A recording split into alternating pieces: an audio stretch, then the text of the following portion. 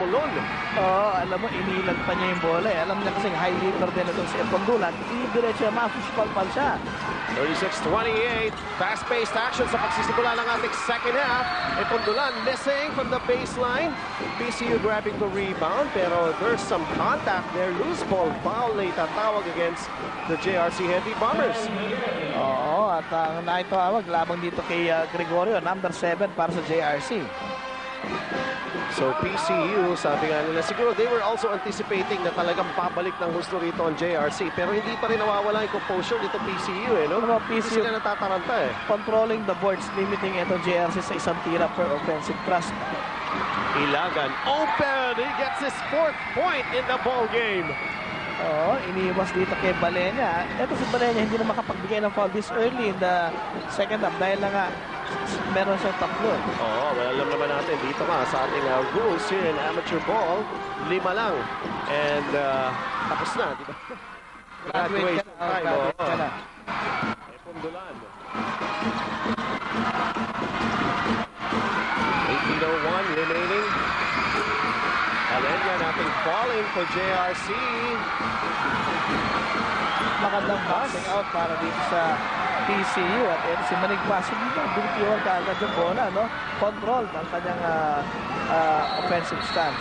Ito naman, offensive foul ng matatawag. Against PCU, they forced the issue that time around. Magandang depensa naman na pinakita ng JRC Heavy Bombers. They're behind by 10. Etong si Asmad, matawagan ng offensive foul. At sabi kanina ni Coach Jojo Villapando, kailan makabawi si Asmad. Ito yung kanyang leading scorer dito sa team. Actually, leading scorer sa NCAA last year, kung first round, si Omar Asmad. Pero so far daw, hindi pa ito magpapakitang gilas para dito sa Goldfish. Dahil gusto kanilang palo, hindi nag-double figures ito. Samantala, Kapos, buttered fingers. Nawala na naman yung pagkakataon, Dari. Unang pasa pa lang, nabitiwan na kagad. Ganun-ganun ang simula ng JRC kanina. Yung dalawa, tatlong pasahan, lumalabas yung bola sa sideline. A 10-point lead na pinoprotektahan itong PCU here. The Dolphins with Franco.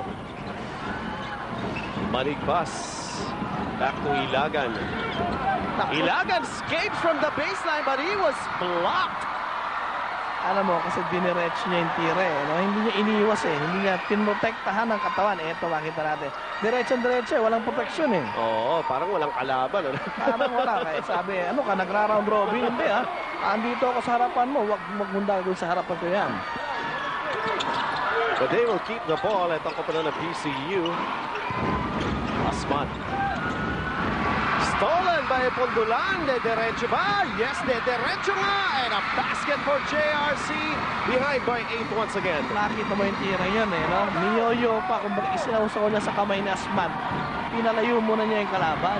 And JRC students love that piece of action from Epondulan. As Franco para sa PCU. Having some problems sa kanyang rebound. Tapos with a near steal. Agaw nga na gusto rito JRC. Pero good defensive gem. Pero referee saw it otherwise. Oo, alam mo, mabagal yung tira, no? At hinintay pa niyan dumating sa kanya yung depensa, Dapat sinaksak agad, That time around, yun na yung binabanggit mo, Barry, kanina. Pirotektahan niya na ng katawan niya, no? Pero kaya nga nagkaroon ng contact, basically. Although there was a block there, pero there was still contact. Actually, kailangan ganun ang gagawin mo, sa bola, Puprotektahan mo, invite the contact din. Oo, sa referee, tinamaan ako. Yes. Ito, si Figueroa. Pumasok yung unang free throw. Sasabihin siguro ng mga fans ng JRC, pasok mo naman yung pangalawa. 2-4-2 dyan. Malapakit nga natin. Kanina, they were just behind by 8 at the end of the first half. Sabi nga natin, kung nagpapasok yung mga free throws nila, kung nakakompleto lang nila, ang dami pagkakataon Marami, sinayang nila. Ayun! Ito, nakompleto. 6 na lang. Itong kalamangan ng PCU, 38-32. So let's see, JRC Heavy Bombers talagang bumabalik na sila rito. PCU.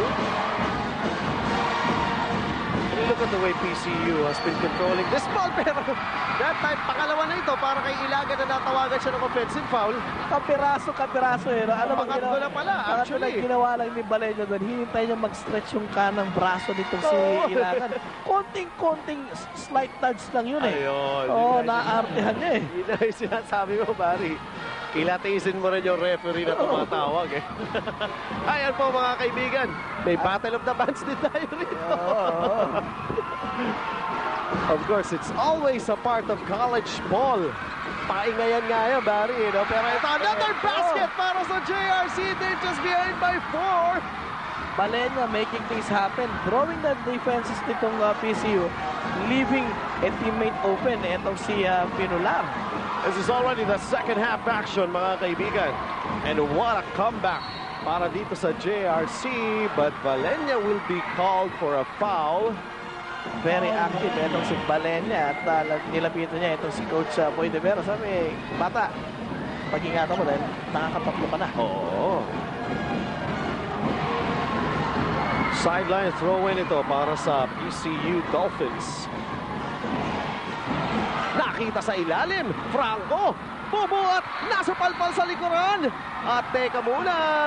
Matatawagan pa ng foul si Franco dahil as he tried to recover the loose ball, hinawi niya ang kanyang kalaban.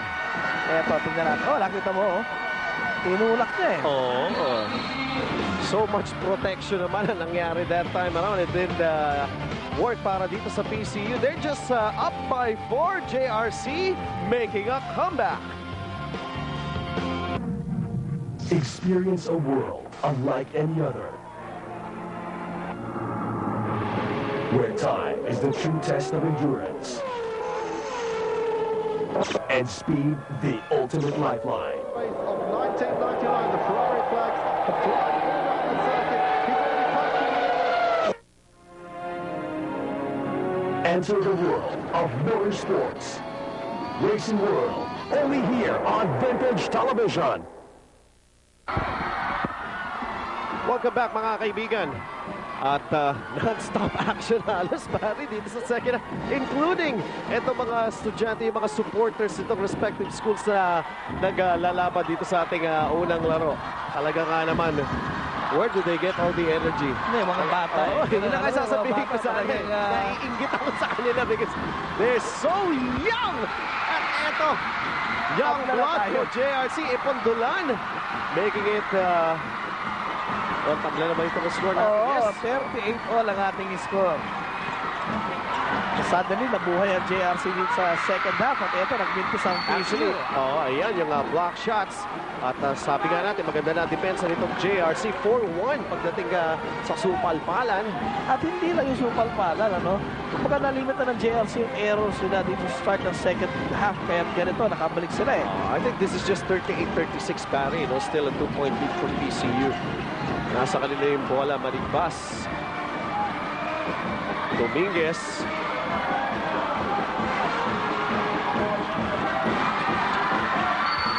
At strong drive to the basket for PCU there at fishing expedition. Itong si Omolon. Right idea para kay Omolon at nakakuha siya ng foul dito sa Pinular. Alam mo yun talaga dapat gawin ng PCU dito to take the basket strong, to take the ball strong to the basket para itong JRC has the tendency na mag-foul. Oo. Kanina nga sa first half natin midway pa lamang nasa penalty na yung JRC. Earlier we saw Coach Joshua Villapando. His team is just up by 3 here. Samantala, ito si Stasio. Pasa niya sa loob. Nakuha naman ni Manigbas. Sobrang taking chances na nangyari. Asmad was stripped. Ang daming bumagsak after yung bagsak nito sa Asmad. Parang bowling pins no? Ito yung ikot na malayo no? Tapos nakalawit yung kanyang paa. Ito, Yung mga magkakampi sa JRC, bumagsak sila that time. Si Ipondulan medyo hindi makatayo. Yun na, nakala natin for a while. Baka nasaktan itong bata ito. May nararamdaman ng konti itong si Ipondulan.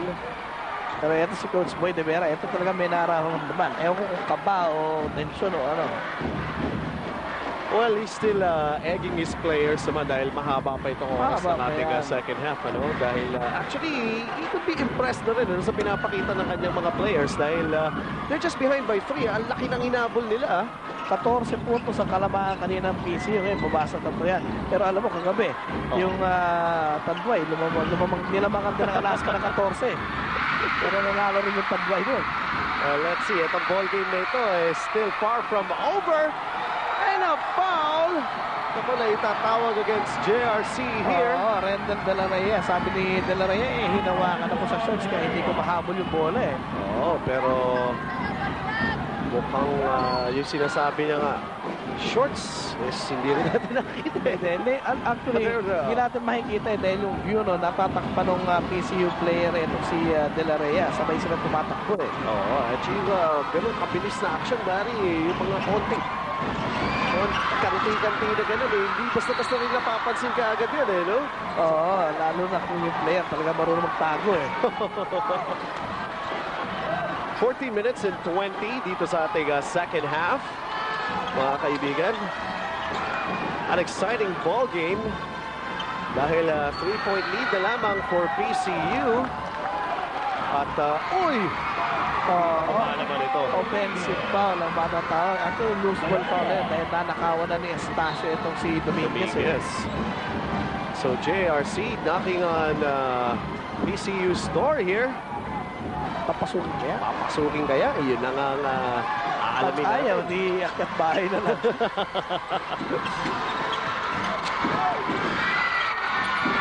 Ito from the corner, umiinit na ang JRC Heavy Bombers. Oo, tumataas na yung shooting percentage ng JRC. Ito, especially itong si Epondulan. Yes.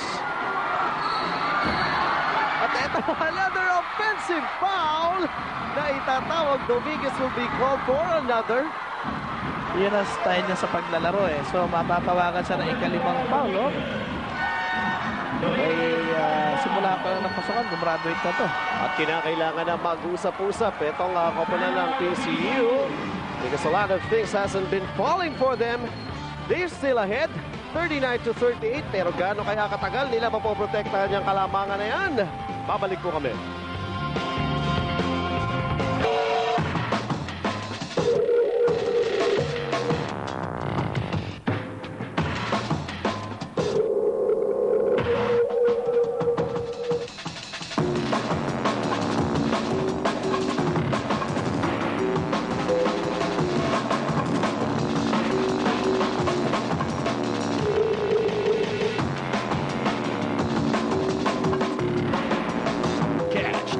Liberty versus the LA Sparks on July 26, 6:30 p.m.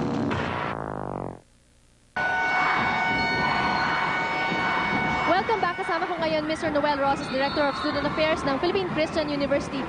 Sir, anong masasabi niyo ngayon? Kanina, umabot kayo ng 14 points na kalamangan. Ngayon, nahabol na ng JRC. Anong masasabi niyo tungkol dito? Well, the JRC are trying to make a comeback, but we hope we win this game. We lost the first game, but I believe this time we'll make it. Siguro, sir, magandang pang follow-up ko dito, ano ba ngayon yung assessment nyo dun sa team nyo ngayon, performance sa team nyo this season as compared to last year? Well, we have a better team this season.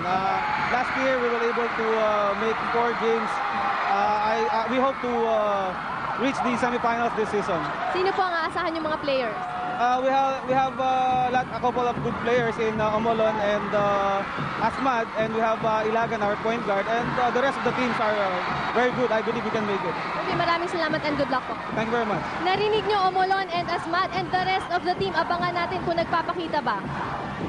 Okay mga kaibigan, naging seesaw battle na ito. Earlier, itong JRC Heavy Bombers was able to taste the lead pero nakabawi muli itong PCU. Pero ito, titingnan natin, dahil sabi nga natin, itong JRC really making a big comeback here in the second half at napakaraming offensive fouls na naitatawag dito, Barry. Oo, at itong si Estacio, hindi na makontrol yung kanyang momentum. Dumire-diretso siya, binangga niya. Itong si Franco, at napakalaki ni Franco para mapalis no? Ayan yung ating second half turnovers. At mas marami ng PCU rito compared sa JRC. This wasn't happening during the first half. First half lamang ang JRC sa errors 11 against 9 ng PCU. And it's no wonder ganyan po ka-close itong ball game natin. Of course, mahaba pa po ito. With 12 minutes and 40 seconds, Ilagan, kick out, Maligpas. Sablay, JRC on the run again, pero a steal. Maligpas getting the ball back. Driving and fouled on his way to the basket. Oo, alam mo, sayang yung dribble nitong si Milla eh. Tumama sa ulo niya eh. Meron tayong dalawang substitutions dito. Si Valenia papasok para kay Estacio. At itong si De La Rey papalitan si Epondulan. Pagpapahingahin na actually si Epondulan dahil mahaba pa itong laro natin. Halos 12 and a half minutes pa natitira. Maligpas nasa free throw line for 2 free throws. Saklay yung una niya. Medyo nagkakabaliktad na yata ang story rito, Barry. During the first half, JRC was having some problems sa kanilang free throws. Ito naman ang PCU here in the second half. Yan, Maligpas may 7 points at 3 out of 5 from the free throw line. Make that 4 out of 6. It's good charities, but that's enough. They still hang on to a 2-point lead. JRC, Valenia with a block from Franco there. Oo, alam niya, pinakita niya yung bola eh, no? At ito, medyo naggirian pa sila. Itong si Omolon. There you could see another shot of that block. Great defensive gem coming from Franco. Pero ito, De La Rey. Muling pumasok, pero hindi pumasok yung tira niya. JRC keeps the ball alive. De La Rey naman, susubok ulit. Lumapit ng konti siya this time. Pumasok. Oo, so sa particular sequence yun, ito JRC went strictly to De La Rey for the points. Deadlock. 42 all, mga kaibigan. Less than 12 minutes to play here in the second half. College ball at its best. NCAA on its diamond season. And here in that piece of action, PCU will keep the ball.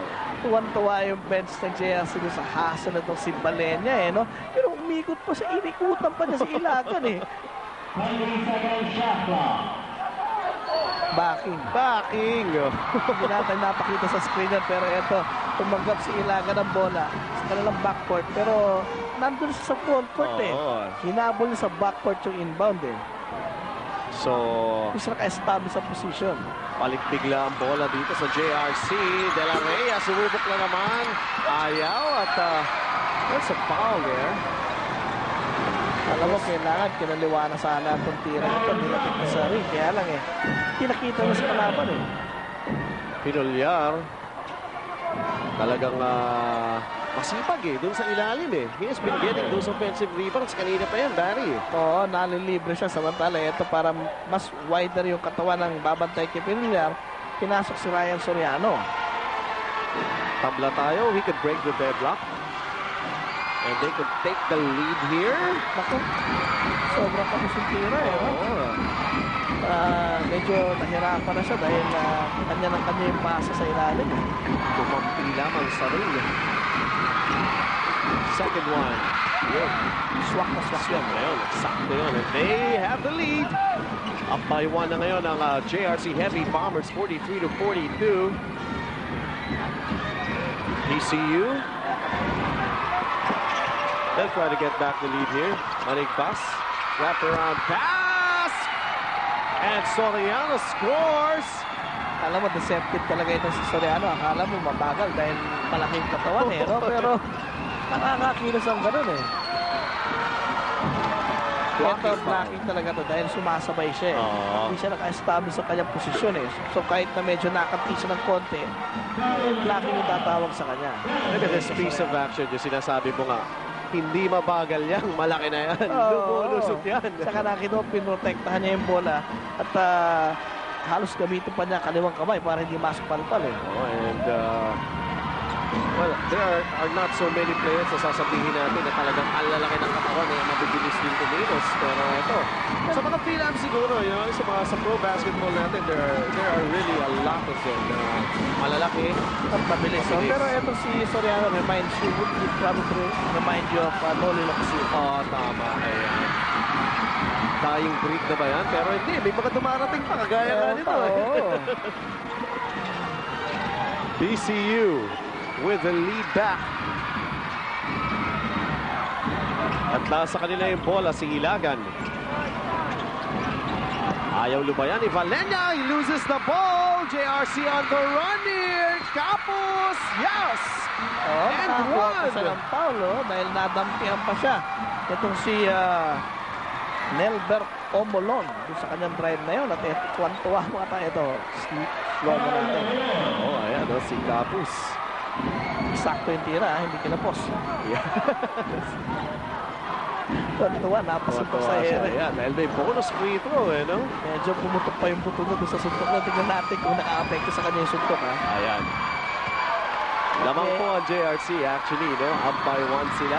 Gagawing up by 2 na. Yan, parang biggest lead nila yan, no? Oo. A long hard climb nga. And here, Asmad is back para dito sa PCU. Manigpas was fouled by Valenya. Nakapang-apat na yan. Pang-apat na foul ni Valenya. Importante sa Valenya, pag nasa loob siya, nakakontrol niya yung laro, no? Pero eto, ewan natin kung ilalabas na siya ni Coach Boy De Vera. Si Milia. Actually, Milia natawagan. So, Milia napalitan na si Lazaro. Dalawang free throws ang gagawa dito sa PCU. Manigpas earlier. Split. Let's see this time. Pumasok yung kanyang una. Duval Manigpas scoring 9 points. Ito na rin, Barry, no? Mapapansin na rin natin dito parang nagiging shootout sa free throw ang nangyayari. Dahil eto, close ball game na ito.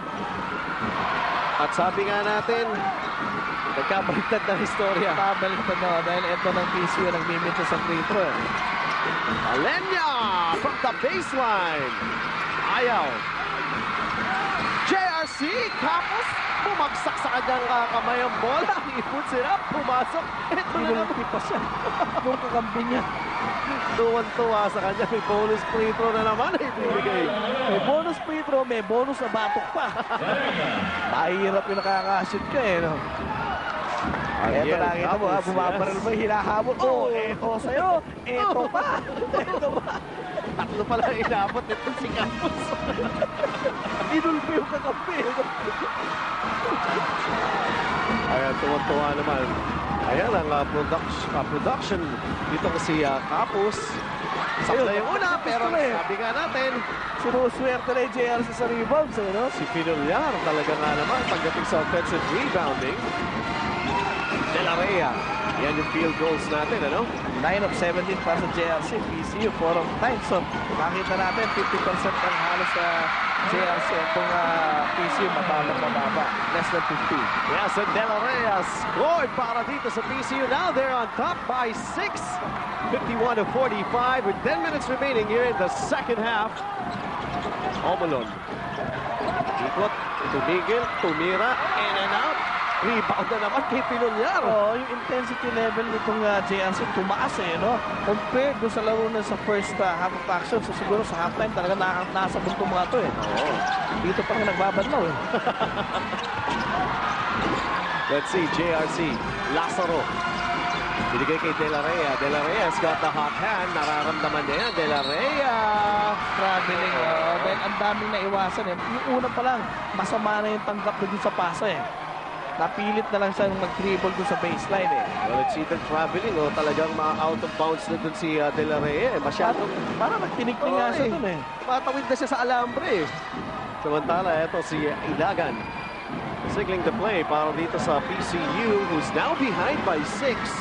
They were up by 14 during the first half. Soriano, ang ganda ng pasahan sa ilalim. There's a foul. Manigpas will go again to the free throw line. De La Rhea matatawagan na ball, pero papunta sa dito kay Coach Boy De Vera. Sinensa siya, tama na reklamo. Laro ka lang. Ako na lang magre-reklamo para sa'yo. Alam mo yung mga coaches sinasabi sa mga players na yan, Paitawag na ng referee siya, huwag ka na magreklamo.